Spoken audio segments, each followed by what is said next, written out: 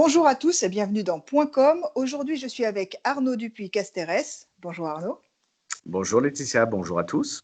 Vous êtes directeur général de Vaesolis et ensemble, nous parlons des mesures annoncées par l'exécutif via les médias, des mesures qu'il nous dit déjà impopulaires mais assumées contre le coronavirus.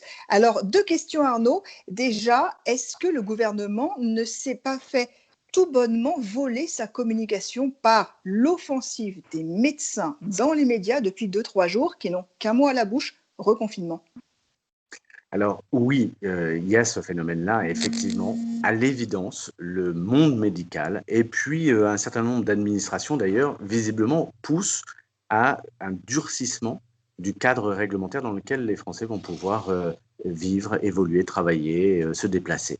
Que ce soit un couvre-feu durci ou que ce soit des confinements partiels, un reconfinement généralisé, on ne le sait pas encore. Mais à l'évidence, il y a des gens qui poussent.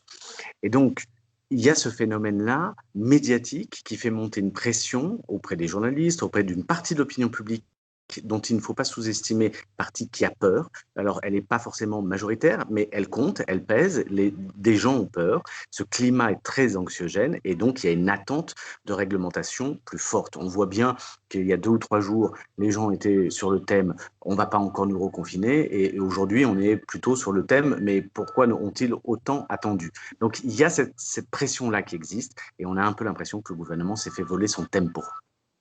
Deuxième question, est-ce que le gouvernement n'est pas contraint du coup à prendre des mesures plus dures que ce qu'il aurait souhaité? C'est très vraisemblable. Il faut se souvenir que Jean Castex est Premier ministre pour une seule et unique raison, c'est qu'il était le monsieur déconfinement. L'Élysée voulait déconfiner plus vite que Édouard Philippe, Premier ministre, et avant le 11 mai. Il y a eu des résistances de ce que l'on a appelé l'État profond, et puis Édouard Philippe est parti, Jean Castex est arrivé, et on voit qu'en 3-4 mois, l'administration hospitalière, a réussi à retourner le Premier ministre, que l'État profond est très profondément installé et assis, enraciné et puissant et cherche à reconfiner parce que l'administration y trouve aussi beaucoup d'avantages. Merci beaucoup Arnaud, à bientôt. Merci, au revoir.